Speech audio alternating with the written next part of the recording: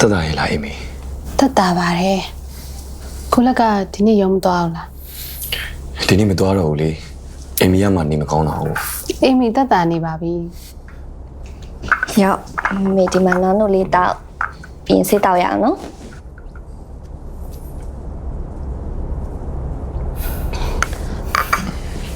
သမီးအောင်ဒီနေ့တင်းနေမသွားအောင်လား သွားတော့ပါဦးမေမေမနေမကောင်းတာ ဒီသားဖတွေကတော့လေသူတို့ဘာသာသူတို့အပြင်းတင်နေရတယ်ပဲနေမကောင်းတဲ့သူအကြောင်းပြချာ မေမျက်နှာလေးကခုမှပဲလန်းတော့တယ်မနေ့ကအပြင်ကပြန်လာပြီးကြတဲ့နေမကောင်းဖြစ်သွားတမီးရောဖေဖေရောစိတ်တည်ပူလို့မေမနေ့ကပဲသွားရတယ်ဖေဖေပြောဒေါ်လေးနဲ့တော့တွေ့ရဆို အော်ဟိုအဲ့ဒါလေ